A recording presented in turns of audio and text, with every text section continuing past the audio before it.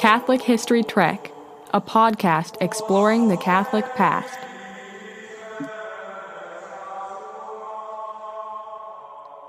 Nemo lucernum accendit, et in abscondito ponit, neque sumo Dio, sed supra candelabrum, ut qui ingrediuntur, lumen videant. This verse comes from the 11th chapter of the Gospel of Luke, as found in the Latin Vulgate. Translated to English, it is the well-known line telling how no man lights a candle and places it in a hidden place under a bushel basket, but rather places it on a candlestick so that all may see the light.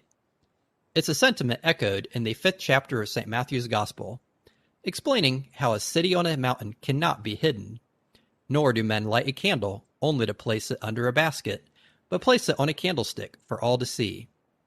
The Bible frequently mentions the significance of light, such as with these candles. In the 12th chapter of the Gospel of John, Jesus is described as the light. I am come a light into the world, that whoever believeth in me may not remain in darkness. And in the same chapter, those who believe in Jesus are called the children of the light. In the transfiguration of Jesus, Jesus radiates light, and his face shines as the sun. And John, again referring to Jesus as the light, writes, "And this is the judgment, because the light is come into the world, and men loved darkness rather than the light. For their works were evil. For everyone that doth evil hateth the light, and cometh not into the light, that his works may not be reproved." Light has always held a significance within the Catholic Church, and this is true with the light of candles. There's something special about candles, the way the flame dances and moves, almost as if it's alive. The candle, mimicking life, needs to be cared for and nurtured, so it continues to burn, and is sustained by consuming wax and giving off heat. Candles are quite different from the static glow and hum of a fluorescent bulb. And that is why you hear about a romantic candlelight dinner, but you never hear about a romantic 60-watt incandescent light dinner. Welcome to another episode of Catholic History Trek. I'm Scott Scholze, and I'm joined again by my cognoscente co-host Kevin Schmeezing, as we trek through the Church's historical use of candles. The use of candles in the Catholic Church finds its roots in the Jewish religion, from which the Church sprang forth. Most notably in Judaism is the menorah, the candelabra made to hold 7 lights, described in Exodus 25, where God commands the candlestick to be made of the finest gold, with 3 branches extending to one side and 3 more to the other. In Numbers 8, we find that the 7 lamps placed on the candlestick, and where it is to be placed within the sanctuary. This most famous of Jewish candles remained in the Second Temple of Jerusalem until the Jewish uprising of 70 AD was put down by the Emperor Vespasian and his son Titus. In this defeat, the temple was destroyed as foretold by Jesus 40 years earlier. In his words, "Not one stone would be left upon another." As described by the 1st century historian Flavius Josephus, the Romans brought the temple menorah back to Rome, which is depicted in the Arch of Titus, showing the Romans carrying it away as part of their spoils from the destruction of Jerusalem. The Romans placed the temple menorah in Rome in the Temple of Peace, built by Vespasian. The Temple of Peace was a grand, beautiful temple, which itself, like the Jewish temple, was destroyed during an invasion. This time, it was Rome who was being sacked, and the menorah was carried away in a 5th century Vandal raid of the Eternal City. At that point, the menorah seems to have been lost to history, although some suggest the Byzantines later captured the menorah from the barbarians and brought it back to Constantinople, before sending it to Jerusalem, only to see it then disappear from history. Regardless of when the Jews lost the light, as it were, candles in the Catholic Church have been continually burning bright since the first days of the Church herself. The liturgical use of candles in the Catholic Church dates back to her origins, and were used in the procession to the sanctuary, and for the transportation of the Book of Gospels to the pulpit. Later, in 258, St. Cyprian mentions their use at baptisms and funerals.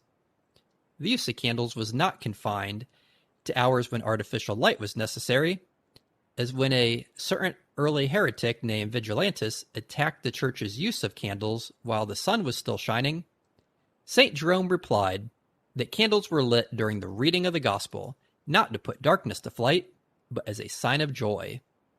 St. Cyprian also mentions acolytes, who were the fourth and highest of the minor orders, which you can hear about in our podcast covering the minor orders. These acolytes were responsible for lighting candles on the altar, carrying candles for processions, and holding candles during the proclamation of the gospel. During the ordination of an acolyte, he would receive a candle, symbolic of his role of lighting these candles. And it's in this role of the acolyte where we find the meaning for the phrase, to hold a candle to. As in, I can't hold a candle to Kevin when it comes to coaching youth soccer. To hold a candle to is to help in a subordinate capacity. It originates from the days before modern lighting when an assistant or an apprentice would hold a candle for light while the master worked.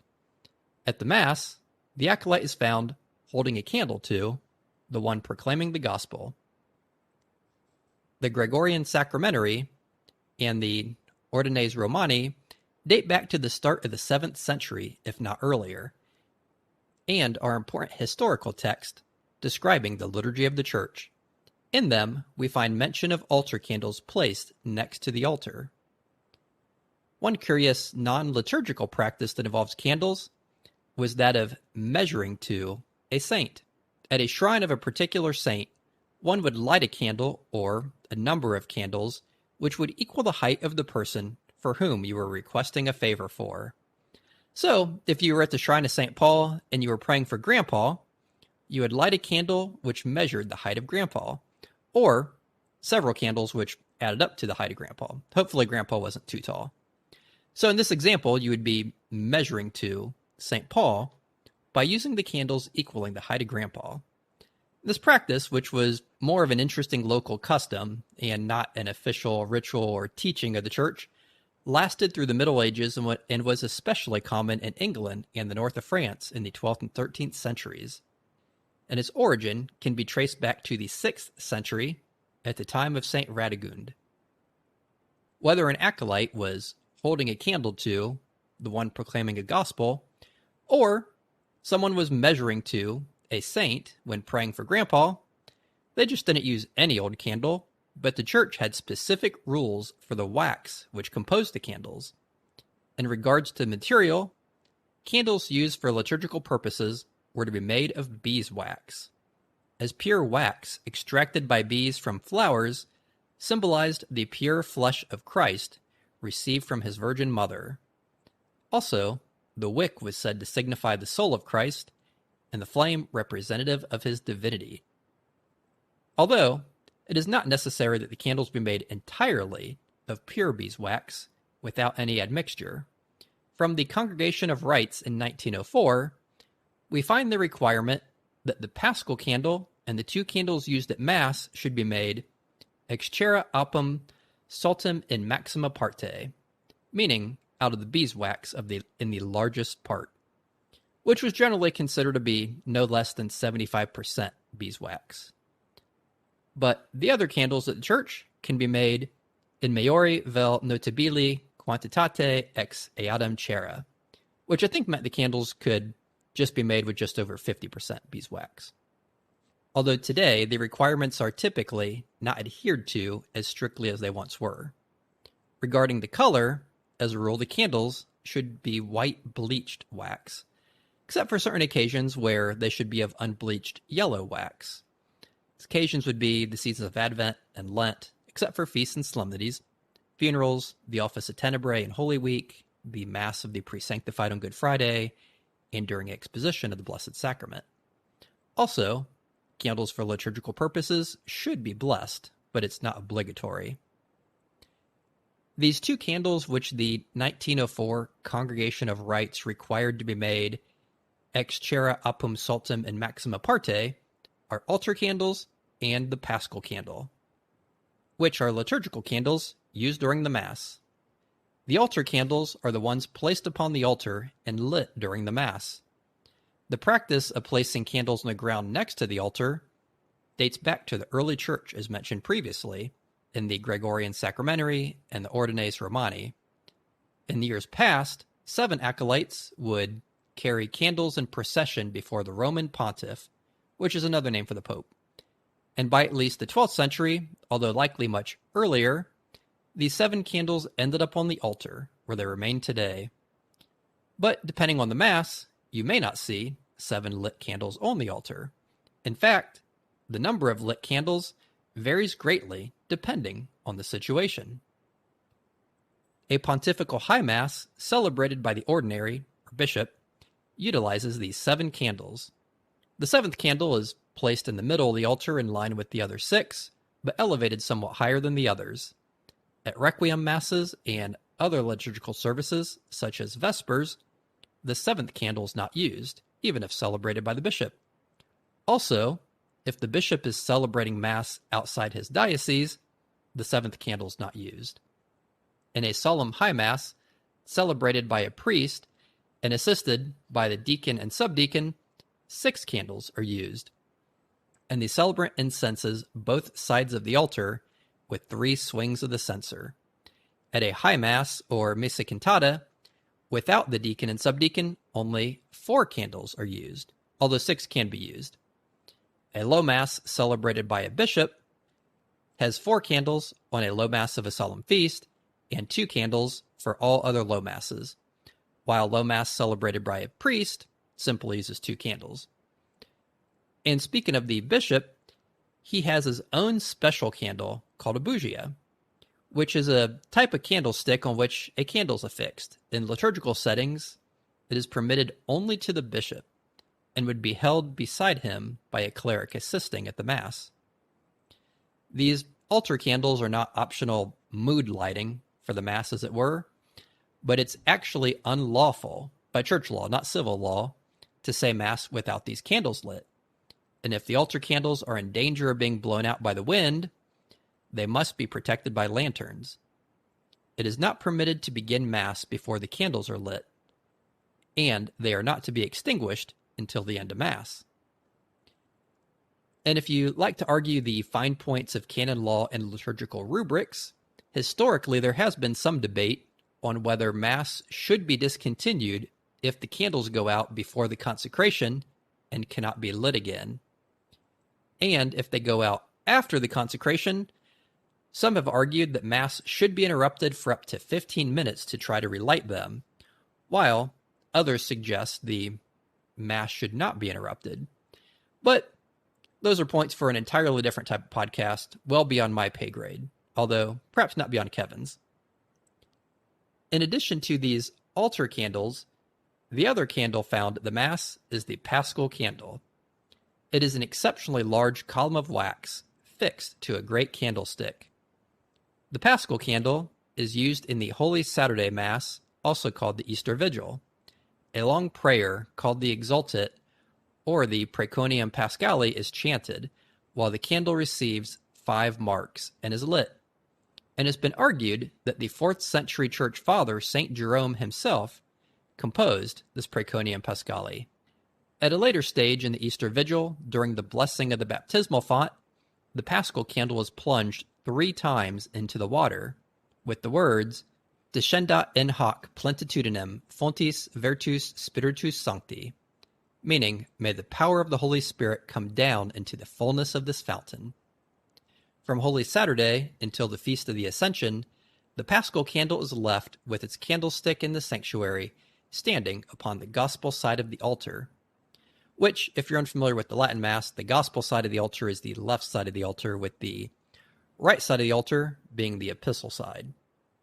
The large Paschal candle is extinguished after the Gospel is read on the Feast of the Ascension and removed from the sanctuary.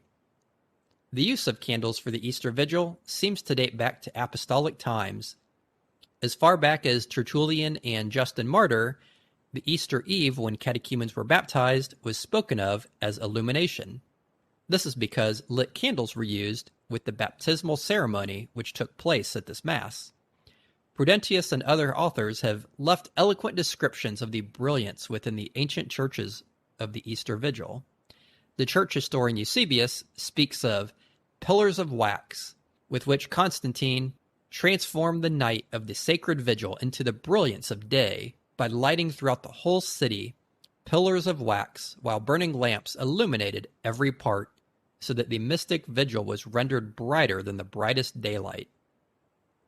St. Gregory Nazianzus and St. Gregory of Nyssa also give vivid descriptions of the illumination associated with the Easter Vigil.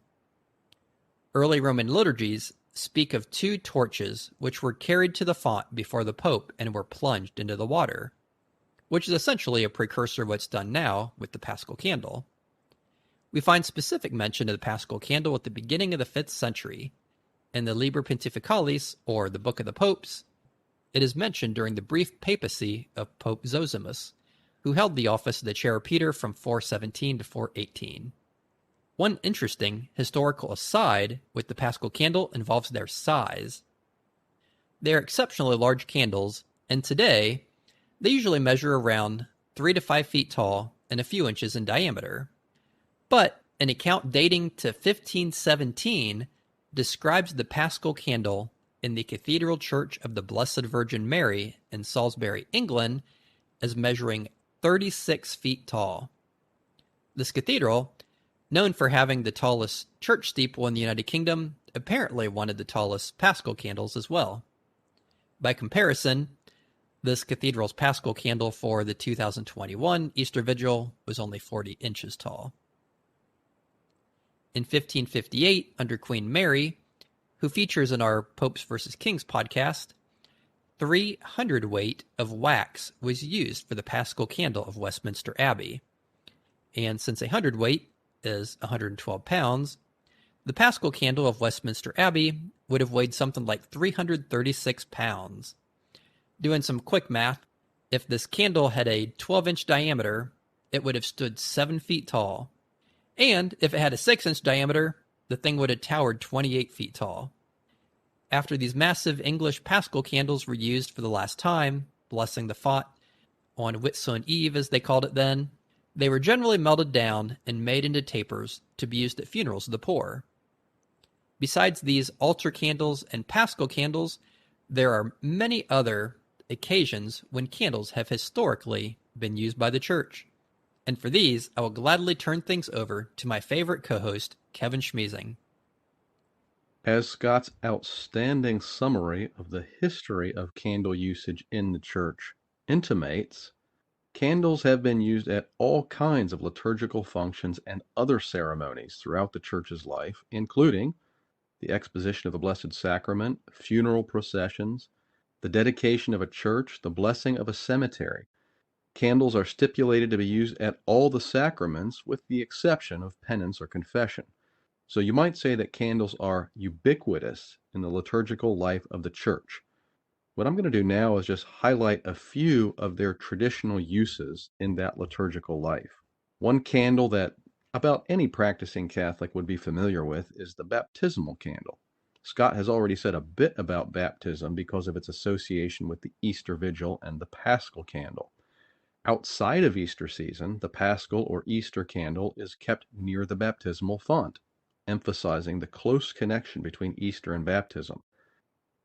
In addition, the concept of illumination, as Scott mentioned, or enlightenment, was closely associated with conversion and baptism in the early Church.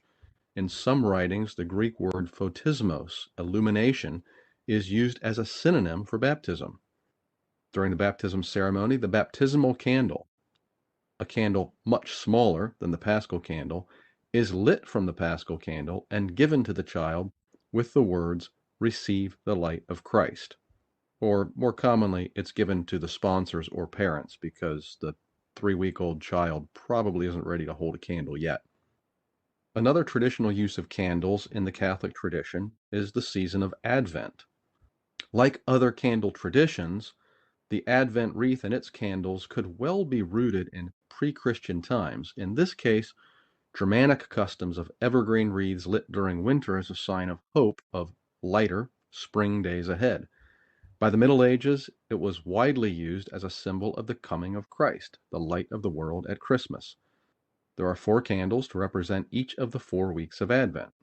3 purple or violet candles for the traditional color of penance and sacrifice, and one pink or rose candle to represent the third Sunday, Gaudete, Rejoice Sunday, a day to celebrate the passing of the midpoint of Advent.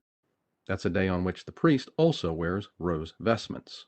During Advent, there's a special Mass that is sometimes said in the Old or Extraordinary Form Rite. This is the Rorate Mass. Candles play an important role here too. The Rorate Mass is a votive Mass of the Blessed Virgin Mary celebrated just before dawn, normally on a Saturday during Advent.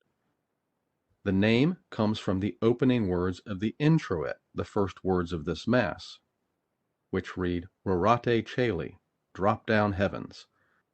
The Rorate Mass is lit only by candlelight, so no artificial lighting in the church, and therefore the church becomes progressively lighter as the day gradually dawns. The symbolism, again, is the coming of Christ, the dawning of salvation. By the same token, the feast day that brings an end to the Christmas season is also tied to the use of candles. This is the Presentation, February 2nd, the commemoration of the Christ child being presented at the temple and Mary being purified according to Jewish law.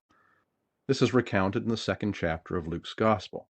The Presentation is one of the oldest Christian feasts, dating back to the 4th century in the East, and at least since the 7th century, this feast day's observance has included the blessing and distribution of candles. That gave rise to its becoming known in English as Candlemas or Candlemas. The day after the Feast of the Presentation, Candlemas, is another feast day involving candles, the Feast of St. Blaise, February 3rd. Blaise was a bishop in Armenia who was martyred in the early 4th century. The story goes that while he was in prison, he cured a boy who was choking on a fishbone, and this earned him status as the patron of those with throat ailments. Over the centuries, the tradition developed of blessing the faithful with 2 candles that would be held over the head or at the throat. And the priest says during this blessing, through the intercession of St. Blaise, bishop and martyr, may God deliver you from every disease of the throat and from every other illness. There's 2 possible reasons for the association of candles with this blessing. One, the feast day comes the day after Candlemas, and so there's all those blessed candles handy and nearby. Also, there's a story that one of the beneficiaries of St. Blaise's miracles would bring him candles when he was in prison so that he could read the Bible by their light. It's possible that the saint even used those candles in his cure of the choking victim. One of the more dramatic candle-focused ceremonies in the church is the Tenebrae service. Tenebrae is the Latin word for darkness. Tenebrae consists of the Matins and Lauds, liturgies of the hours for the last 3 days of Holy Week, so Thursday, Friday, and Saturday. Matins and Lauds are normally morning prayers, but they're shifted at this point to be anticipatory, and so said during the dark hours of the night on Wednesday, Thursday, and Friday of Holy Week. There have been differing numbers of candles involved in this service over the centuries, 7, 9, 15, 21. In any case, the custom is that the candles are the only illumination in the church or chapel, so something like the Rorate Mass in that sense, and then they are extinguished one by one as the prayers are said. The candles are mounted on a triangular stand called a tenebrae hearse, and so this is symbolic of the fact that it's a kind of funeral service in memory of the death of Christ. The last candle is extinguished and the final prayer is said in complete darkness. If you've ever been to a tenebrae service, you know this is extraordinary solemnity. But in my opinion, it's not yet the most dramatic ceremony in the church's history involving candles. That honor goes to the traditional excommunication ritual. This is what you would have found before the Second Vatican Council. It dates back to Pope Zachary in the 8th century. The ceremony is presided over by a bishop with 12 priests bearing candles. At the close of the prayer of anathema, the excommunication, the priests extinguish their candles, but not by carefully blowing on them with one hand cupped behind, as we do at the Easter Vigil, but by dropping them onto the ground. So the ceremony ends with the clatter of falling tapers as the lights go out. The lights going out, a symbolism the opposite of lights going on and Christ bringing life, in this case symbolic of death, specifically in excommunication, spiritual death. There's at least one instance that I can recall of this ceremony being depicted in film. That's the 1964 movie called Becket. In that movie, Archbishop Thomas Becket excommunicates 3 bishops. If you want to know more about that incident, you can refer again to a podcast Scott mentioned earlier, The Popes Against Kings. I'm not sure how accurate the depiction is in that film because, for one thing, there were way more than 12 priests carrying candles, but it definitely does give you a sense of the drama of the excommunication ceremony, in particular the prayer of anathema that St. Thomas recites.